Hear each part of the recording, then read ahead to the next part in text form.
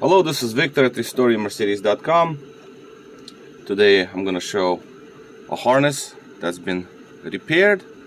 This is the lower harness that came from 95 Mercedes S320. So this is the inline 6 engine on the W140 chassis, and this harness is slightly different from V8s and convertibles.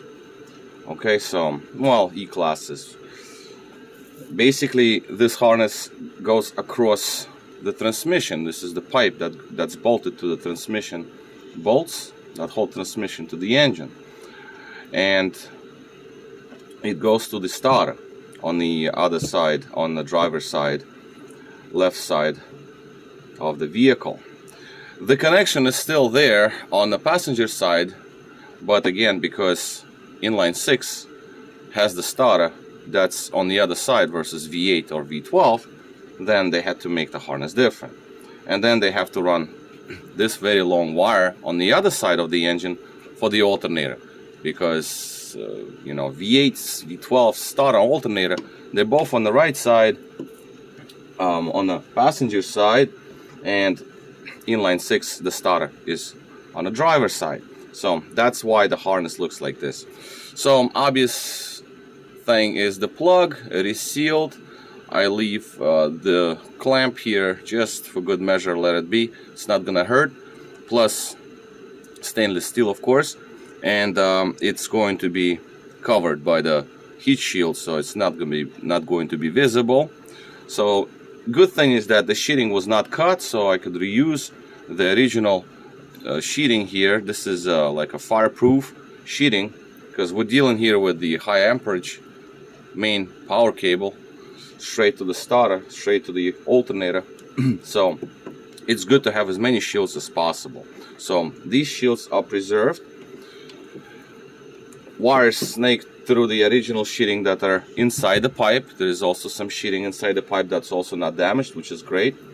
These wires, I'm not going to really, well, I was just thinking about taping them together just a little bit. It goes over the starter, right?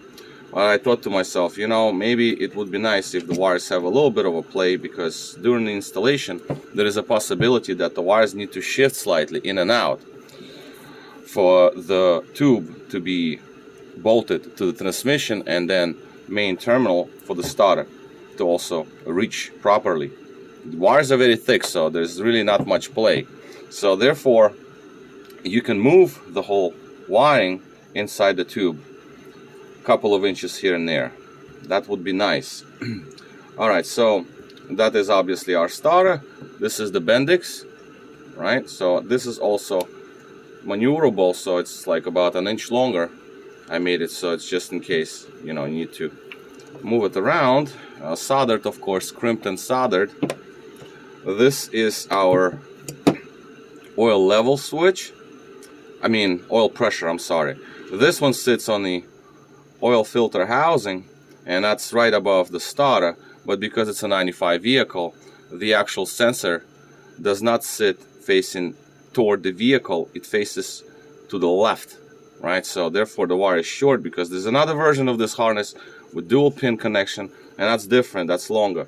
This one is shorter, because this slight differences here from model year to model year, modifications and stuff made to vehicles during production time calls for different harnesses, and therefore this one just fits 95.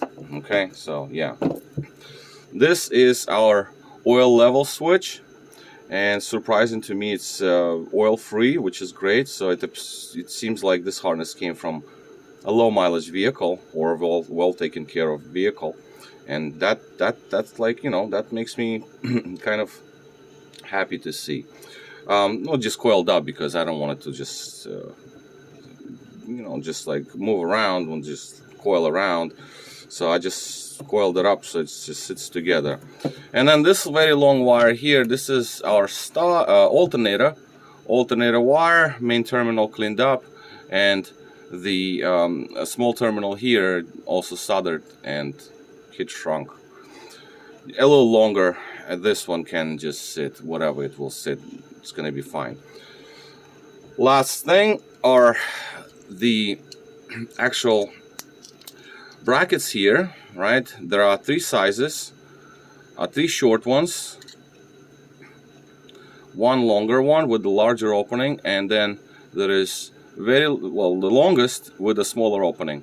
Now these things, they sit on the long wire that goes to the alternator, and it attaches to various points around the engine, on the transmission and whatnot. So basically they will be installed as you go. Basically you're going to lay the harness in the engine bay there, and then you see which bracket you want to use, which opening corresponds and whatnot, because these are important. You don't want this wire, which is also high power wire, no fuses. You don't want it to be hanging around. You don't want it to be zip tied. Zip tied breaks, the wire gets caught up somewhere, shorts to the ground, off the car goes on fire. No, not a good idea. So therefore these grommets are important. The grommets had lost their rubbers, so actually these ones have no rubbers. They had no rubbers rather, because original harness has this accordion kind of covering. It's thicker than the wires, and then these grab over. So I installed rubber grommets, just like what was done with this original bracket. You see there's a little rubber grommet here on it, and this one sits close to the connecting point on the floor, on the firewall. And these, I just use the rubber grommets here just so we don't have metal to tape contacts, so the tape can be just cut through. Just, you know, you don't, obviously don't want that. And obviously the wiring itself sits nicer inside it. Come on, buddy, there. So it just sits nicer over the metal, because it's much larger now. Since we don't have the accordion covering, we have just tape, and therefore we want to have a little smaller opening, but large enough to fit through the terminal, although it can be opened up, but I didn't want to do that. This one was bent, so I bent it back the best I could. All right, so this is basically all. This harness is basically ready to go. Okay, this is all for me. Victor here, RestoreYourMercedes.com. Thank you for watching.